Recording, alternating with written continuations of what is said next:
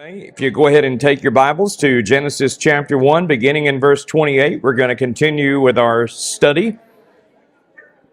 How's everybody doing? Good. I got to be honest with you. I am excited to conclude the first chapter of Genesis this morning, but I'm also anxious to go into chapter 2. All right. Let's go back and let's read Genesis chapter 1, beginning in verse 26 and ending in verse 32. I am reading out the New American Standard Bible. You may wonder, Jonathan, why do you use New American Standard and ESV, and why do you change it up? Well, when I'm doing a Bible class like this or Romans, I enjoy the New American Standard 95 edition just because it's so much more literal to the Greek. With what I studied in school. But then ESV and some of the others, the NLT, are a little bit easier to read sometimes. So I kind of go back and forth. But this is out of the New American Standard, and it's not that much different than what you most likely have in yours. Beginning in verse 26, then God said, "Let us make man in our image, according to our likeness, and let them rule over the fish of the sea, and over the birds of the sky, and over the cattle, and over all the earth, and over every creeping thing that creeps on the earth." God created man in his own image. In the image of God he created him. Male and female he created them. God blessed them, and God said to them, "Be fruitful and multiply, and fill the earth and subdue it, and rule over the fish of the sea, and over the birds of the sky, and over every living thing." Oops, I lost my place. Yeah, I love these apps. Sometimes they close on you. "Be fruitful, multiply, and fill the earth, subdue it, and rule over the fish of the sea, and over the birds of the sky, and over every living thing that moves on the earth." Then God said, "Behold, I have given you every plant yielding seed that is on the surface of all the earth, and every tree which has fruit yielding seed, it shall be food for you. To every beast of the earth and every bird of the sky, and to everything that moves on the earth which has life, I have given you every plant for food." And it was so. God saw all that he had made, and behold, it was very good. And there was evening, and there was morning, the sixth day. So we pick back up in this sixth day. Last Sunday morning, we looked at verse 28, and our third heading, we've looked at these headings throughout this first chapter, and our third heading, again, was what God pronounced. And the pronouncement of God was his blessing. And what did God ask or pronounce that mankind should do? First, what was the blessing that he gave mankind? Do you remember, class? The ability to do what?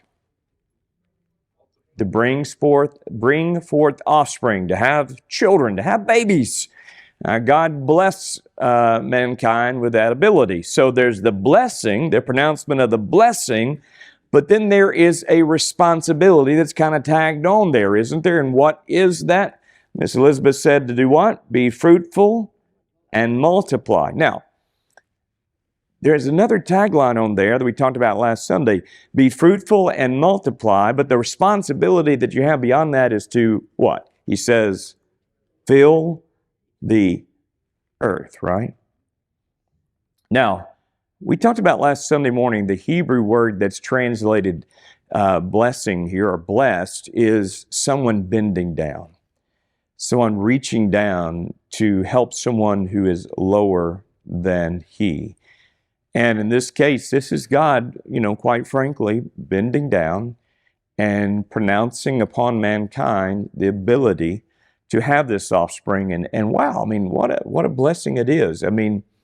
You think about your children for just a moment. And we talked about this a little bit last Sunday morning when they're babies. And man, it happens so quick. They grow up so quick, do they not? Guy and I were talking early in the office this week about Jace, and it's like just the other day he was born, and now he's going for a 4-year checkup. About 35, yeah. But it was like, wow, it crazy. And think that I have a 21-year-old daughter and 18-year-old daughter and 3 other kids. I can't remember their ages all the time. But it's amazing. I mean, it's a blessing. But is it always easy? No.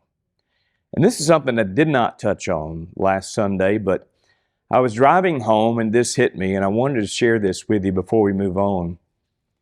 Do you realize, class, that without the fall of man, without sin entering the equation, every parent-child relationship would have been perfect? Do you ever stop thinking about that, Phil? Did that ever hit you? I mean, when you're dealing with your own children and you have a hiccup in your relationship with your children, does it ever occur to you that without sin coming into the equation, you'd never have that hiccup? Be quite remarkable, right? Every child that would be born would be perfectly healthy in every fashion, in every way, and the perfect circumstance of every single birth. I said that because, last Sunday I asked you to think about how much we lost, right? How much we lost. And I think when I went back and watched it, someone said it's, limitless how much we lost. And I think you're on to something. There's no limit to what my mind can comprehend, or my mind can perceive anyway, in terms of how much we've lost. And I'm sure it goes even beyond my perception, but quite amazing. So he pronounces this blessing, be fruitful and multiply. The second aspect of this blessing was, as I talked to you last Sunday morning, our vocation. I don't know if we ever stopped to think about it, but God had a vocation for His creation. And part of that was, what did He say? He said, rule over it, subdue it, fish of the sea, the birds of the sky, every living thing that moves on the earth. So again, it's not like God just planted mankind on the earth and said, y'all sit around for, as long as it takes and twiddle your thumbs. Is that the equation? No, there was a vocation and a sense of satisfaction. I love the fact that God, it brought Him satisfaction to do work, to create this earth. It brought Him satisfaction. And thus, if we're made in the image of God, we can also see how we find satisfaction in a completed work. Now, I know some of your husbands never complete anything. There's jobs that they needed to get done like 6 weeks, 6 months, 6 years ago. But I promise you, as a man, whenever we do complete something, even if it takes 10 years, we're going to be proud of it. And I'm sure you ladies are the same way with the things of your life. The third aspect of the blessing we talked about the procreation. We talked about the vocation, which, by the way, thank you to, who was it? Was it you, Glenn? I said, I can't think of another P word. I try to keep these things all in the same letter. So we had procreation, provision, and then profession, our profession. Instead of vocation, I should have said, profession. See, that's why I got to have you folks, because I can't do this by myself. So we have, again, the procreation, the profession, and now, again, the idea, the provision. And we talked about that word, behold. And what an amazing word it is. Behold means to take notice of this. I have given you every plant yielding seed that is on the surface of all the earth. We're talking about, church, we're talking about limitless provision. Some of us, as I said last Sunday morning, we eat the same thing every single day. I'll tell you a quick story. We were living in Liberty, Texas at the time, and there was a child, friends of ours there at Liberty, we love them dearly, that all this child would eat every day, breakfast, lunch, and dinner, was an Eggo waffle. You know what I'm talking about? Wouldn't eat anything but, when we'd go out to eat, they'd have to bring, let old my Eggo waffle. And I hope that all these years later, he has learned to eat different foods, because that had to grow old. But we tend to eat the same thing. But the amazing part in this provision is that God not only provided all these plants yielding seed for food, but we talked about it last Sunday morning. Man, just think of the multitude of plants and the beauty, the colors, the variety that there is. God is a God of beauty. And the healing powers, you're exactly right. Even after the fall of man, there would have been no need for healing before sin. But I mean, still to this day, the healing powers, the medicines that have been derived from these natural plants. I mean, one of the ones that always comes to my mind is aloe vera. You ever keep an aloe vera plant in your house? I remember as a kid getting a sunburn. I'd come in, Mom would go over to that aloe vera plant, snip off a little bit. And it didn't feel great to that, you know what I mean? It's kind of slimy. But boy, it helped. It helped. It truly did. We don't really see that much anymore. I don't have one now at home, but I mean, how many, does anybody here have one in your house? See, look at you. And that's just one, but a great point, the healing powers of that as well. I ended with this last Sunday morning, and I do think I need to repeat this once again. 1 Timothy chapter 4 and verse 4 says, everything created by God is good. Now, does that mean that we always use everything good? Everything that God has created was created for man.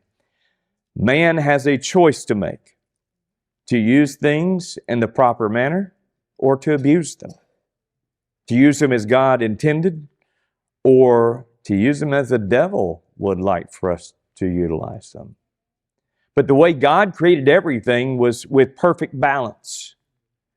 And it's up to us to utilize these things in the perfect balance. And again, let me stress that God created it all for the pleasure of man, for our benefit. God did not create a single thing that was for our danger or for our destruction. Everything that's come about that is destructive for mankind, do you realize came as a result of the sin of mankind?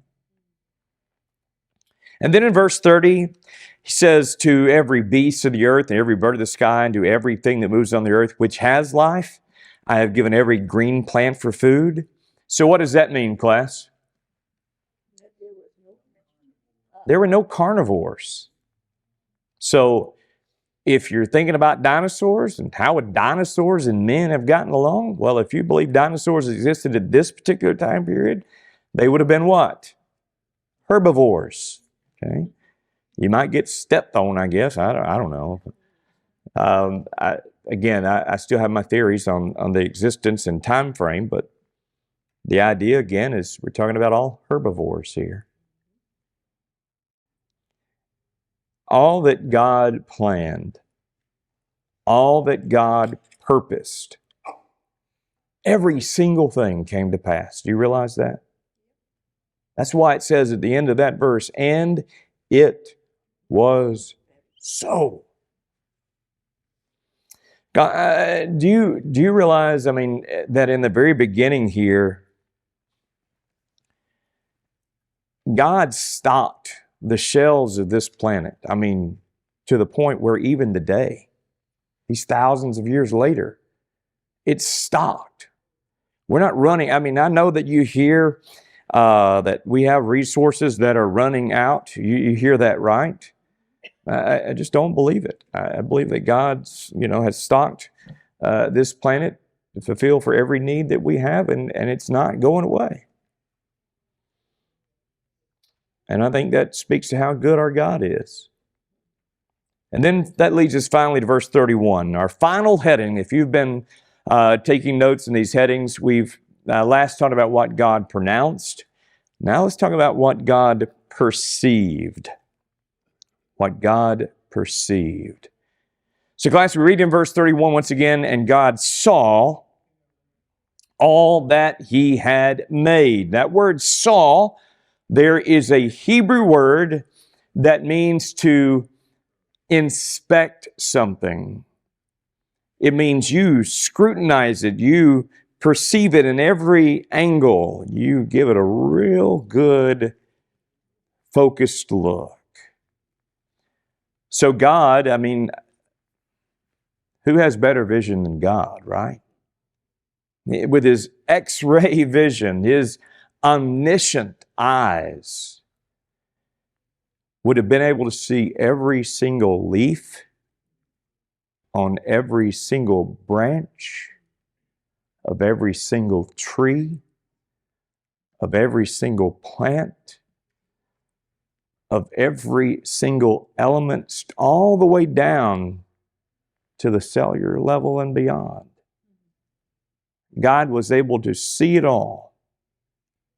Everything that he had put into this creation to this point, God saw all that he had made. Again, I said this earlier, this is like an artist, right? He spent all this time painting on this canvas, right? And we talked about it at certain points along the stops along the way. At the end of each day, steps back and looks and says, yeah, this is good. This is good. Next day, this is good. A little bit more added, right? The sixth day looks and sees it all and says what? It's very good, right? And again, and behold, meaning wow. Meaning wow. It was very good. And I hope you can really sense the satisfaction in God here that, he's created all this and he stops at the end of the sixth day and sees it all. And I wonder, what does it take to make God say, wow? What does it take to impress God? Well, it must be this, because it says, and behold, he looked at it and said, it was very good.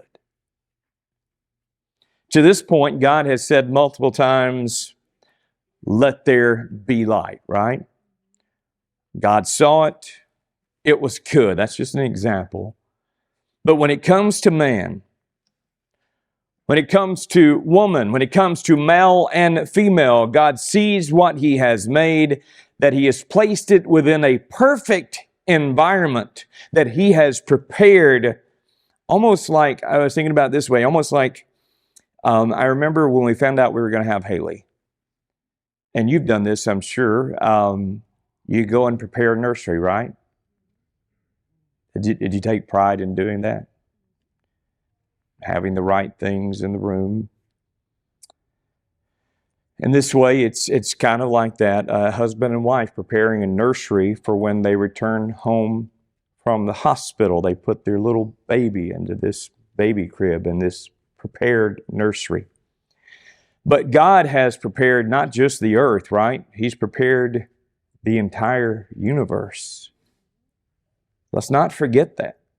Let's not forget that although this earth is the center of all of God's redemptive work, God created the entirety of the universe. And no, I don't believe there were 6 or 7 foot aliens walking around Miami last week. If you don't know what I'm talking about, I'm glad for you. God prepared the entirety of the universe. God prepared this planet to place the crown jewel of his creation, male and female, upon it. God saw it, and it was stunningly beautiful to God. It was very good. And that word very, what does the word very mean? Exceptional, exceedingly, right? So in this case, exceedingly good, exceptionally good. It was greatly good. So, without defect, absolutely. It's almost a hyperbole, if you really stop and think about it, but it's not. It's an expression of truth. And it was good, meaning it is excellent, it is beautiful, it's stunning. And so, male and female, man and woman, the crown jewel, the top of the diadem of God's creation. Do you ever stop to think about just, does it humble you in the slightest bit when you think about everything that God has made? That you are the crown jewel of his creation? Does it ever humble you to stop and think about all the planets, of all the, you can just limitless thought that you The person you look in the mirror this morning, you saw and you went, man, I don't like those crow's feet, and I don't like that you were the crown jewel of His creation. But you were. You are. And I think if you really understood, if people in our country, if people in our world truly believed in their existence and saw themselves in the light of Genesis chapter 1 that they are God's crown jewel, they might treat their lives a little bit differently. That's why I said I think it's uberly important that you understand Genesis chapter 1, because it'll change how you perceive your own life. I'm not saying it should make you prideful. Don't walk away from here and say, Jonathan said we need to be prideful because God made us and He didn't, I'm not saying that. There should be humility in this and understanding that you don't really deserve it, but you are, right? Yes, ma'am.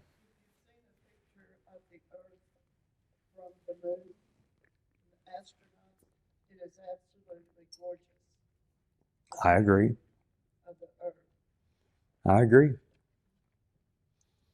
And I don't have to go to space to see that. I can log onto my computer and see that nowadays. I can see from these telescopes and things that they have now, things that just strike your mind. Alan, you're smiling way too much back there. I'm just enjoying the magnitude of what you are expressing and driving home. I thought you were going to have me a good question. We got, oh, here we go. You talk about the vision of God and His ability to see.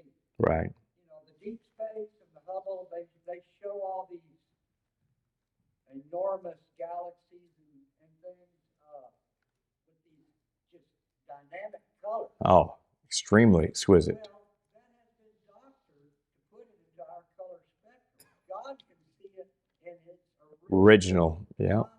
Beyond human vision. Absolutely. Which I think just speaks again to the magnitude of God's omnipotency. They say that in space they can't hear you scream. Yeah, I mean, I was watching a show a while back where they were talking about, you get to this edge of the universe where there's no sound, and yet the reality is to God there is a sound, yeah. You ever thought at the end of verse 31, it almost seems anticlimactic? I mean, do you ever stop at that? I mean, all this has gone on, right? And at the end of verse 31, in almost this anticlimactic way, but, to document this calendar, that it took place in real time, took place in the second half of day what? Day 6. Forever, written in indelible ink, in the eternal Word of God, what? And there was evening. I mean, if I had written this, if I were the author, I'd have been like, first day, second day. But this one was like, big bold letters, some, different way of putting this. But there was what? There was evening. There was morning. 6th day. Evening referring to what? Nighttime, right? Half a day, darkness. Morning, which is daytime. The other half of the day was light. Yes, ma'am. Well, seeing that we have been going through the details of it all, and as I brought up to you that, I remember that Jesus created all of this. He was the one. He was God's agent in creation. Yes, ma'am. And then when you read of what He came as a man and did for us, it humbles me. It really makes me to realize what, how much He loves me enough to do this for me, that it humbles me to want to do. And you know something, Myrna? When we read about Jesus, we read that He left all of the perfectness of heaven, presence of God, and stepped down. So what does that tell you, class?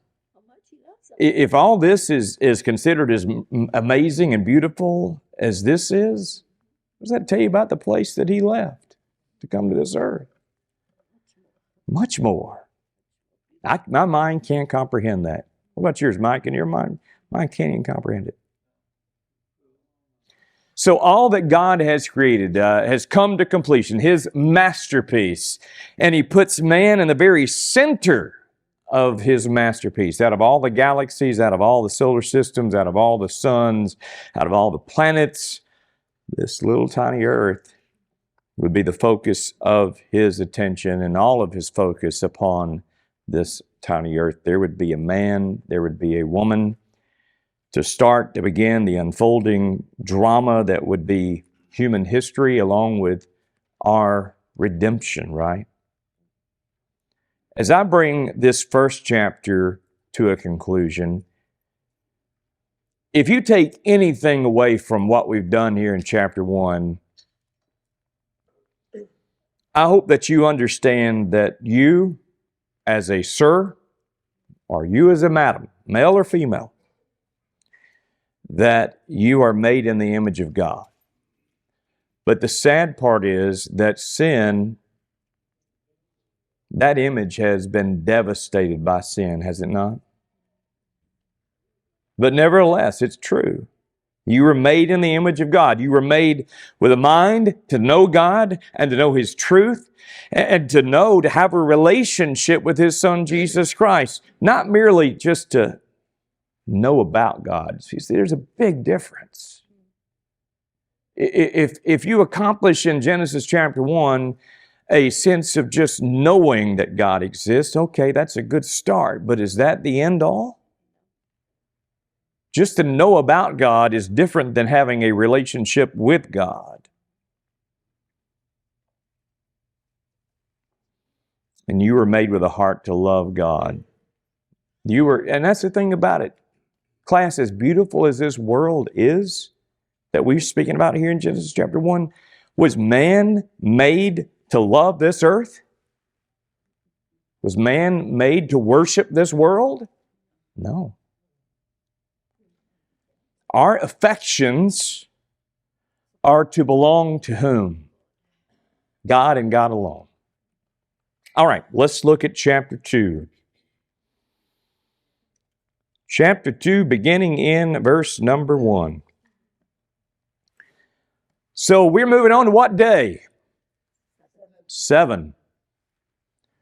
What you have here on the 7th day is a picture of the completion of a masterpiece. And you may say it's a little bit repetitive, but trust me, you'll see where I'm going here in just a moment. If you'll look back at Genesis chapter 1 and verse 1. Someone read for us. Genesis chapter 1, verse 1. Loud and proud, please, so everybody can hear. Genesis 1:1. Let's say that all together, okay? In the beginning, God created the heavens and the earth. All right. If you'll just look back at Genesis chapter 1 and verse 1, I think you can see just how important it is to recognize there was a man who was penning this account. Do you realize that? Do you know who that man was? Now, how was Moses writing this account? Did he just sit down one day and say, I'm just going to put this together? No. How did he get these words? God inspired him. Plenary inspiration. This is not God saying, all right, Moses, I want you to come up with your own thoughts here and put it on paper. No. God gave him, inspired him with the words to write, gave him bird's eye view of what? What took place on day 1, day 2, day 3, day 4, day 5, day 6, and now day 7. I think it's important to remember and recognize and respect, because listen, there is artistry. There is beautiful artistry in the way that Moses penned this account. And you say, what are you talking about? Okay, we began Genesis chapter 1 and verse 1, but in the beginning God created the heavens and the earth, right? That's what it says. Chapter 2 in verse 1 says what? Thus the heavens and the earth were completed, and all their host. So you've got Genesis 1:1, in the beginning God created the heavens and the earth. In chapter 2, verse 1, thus the heavens and the earth were completed, and all their hosts. Now we're going to deal with that last part of that in just a little bit, but I don't want you to lose sight, class. Hopefully, I really hope that you can really sense the intentional kind of framing that's happening here within this literary style. There is a literary style to the way this is written. Everything between Genesis chapter 1 and verse 1 and Genesis chapter 2 and verse 1, everything has been marked between, these are two bookend verses, okay? So you know on a bookshelf, you know what a bookend, right? You know what that is. You got on both sides. So these are your bookend verses, okay? And everything that has been marked is between these bookend verses to show you that there is only one singular authority who is responsible for the creativity and the power to speak all things into existence.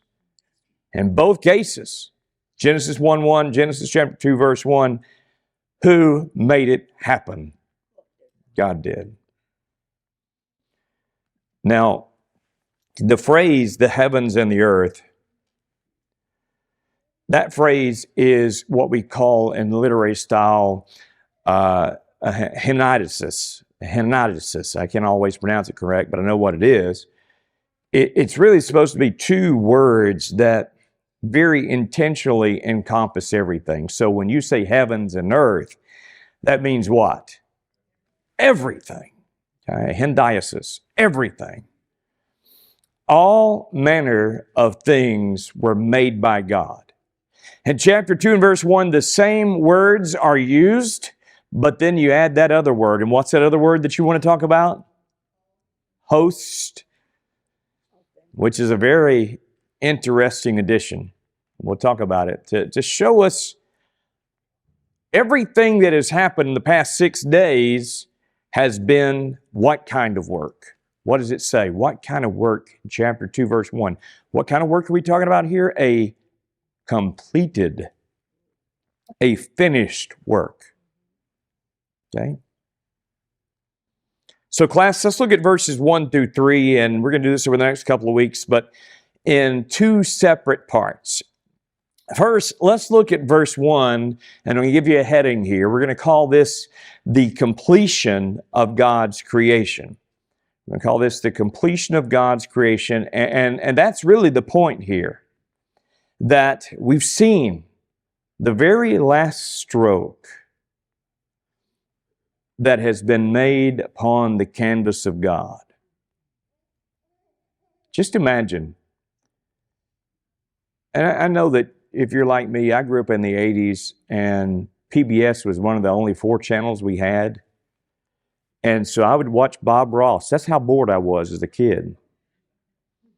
You think about Bob Ross in a painting, right? Or someone else that you admire as an artist. That final stroke of paint upon a masterpiece.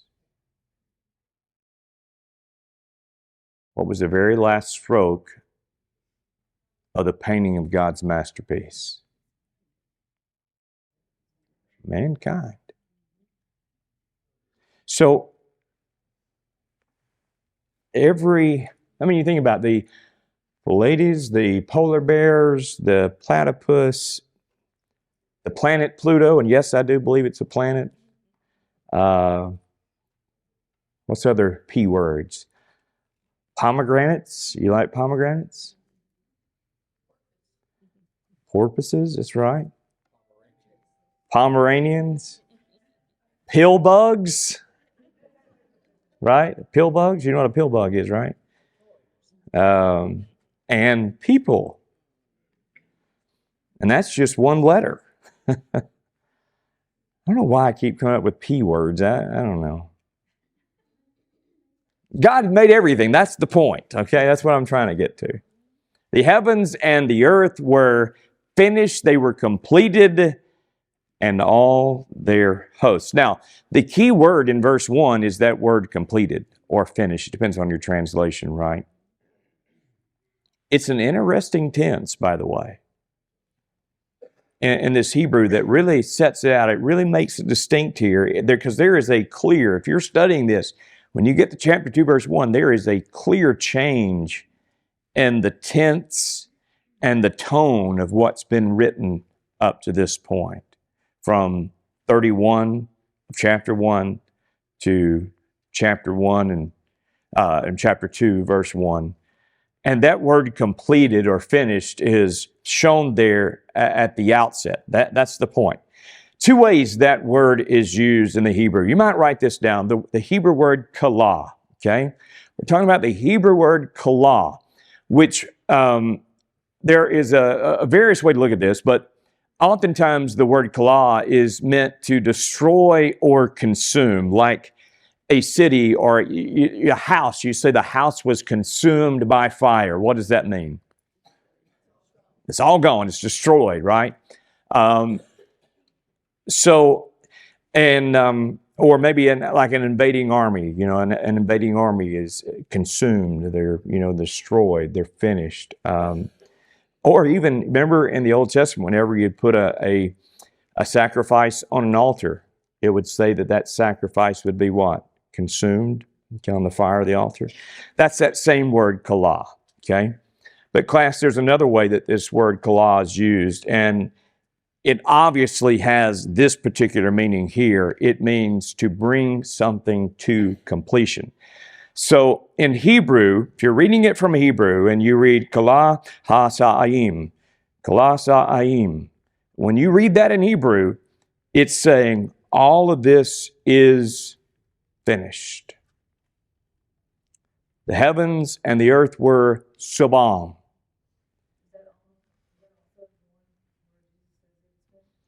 Well, different language, but same ideology, yes.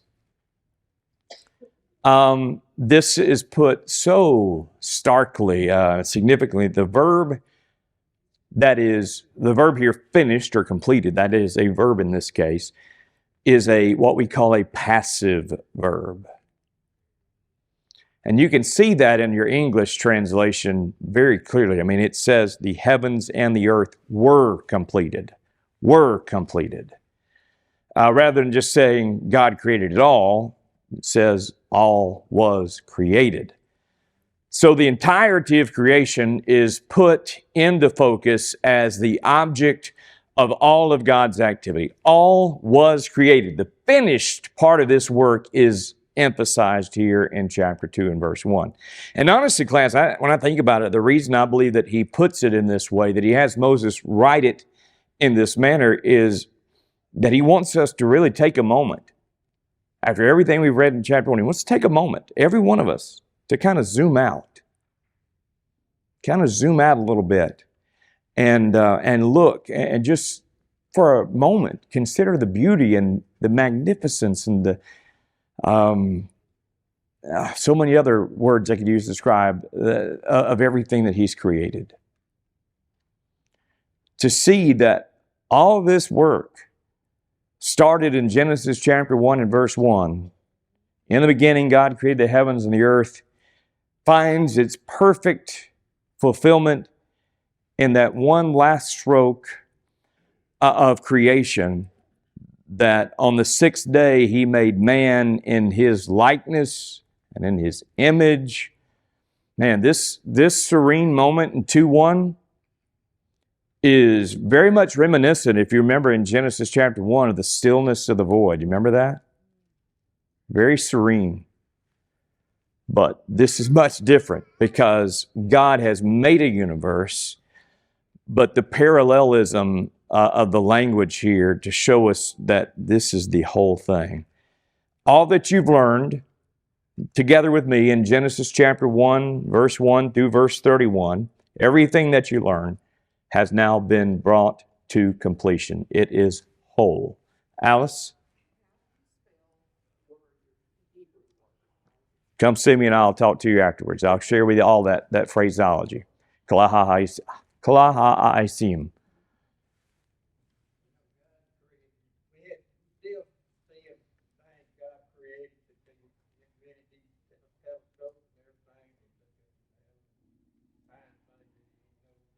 Yes, we are still discovering things that were created in the beginning that we have yet to know about. There are still things, even in the waters, brother, things in the waters, in the deep of the waters that we are still finding. And it's amazing to consider that. Any other questions before we close up today? Yes. Right. That was some time later. Yes, ma'am. And we're going to talk about next week. There was an apologetical reason for this, okay? Because people in that day and time, they had this pluralism of gods that they thought was responsible for certain elements of creation. And there's a reason why Moses wrote this the way that he did, because it deals with a lot of that issue that was going on in his day. Any other questions? All right, thank you all so much. You've been a wonderful class. Look forward to seeing you tonight, and for those of you next Sunday morning with us here in this class as well. Thank you.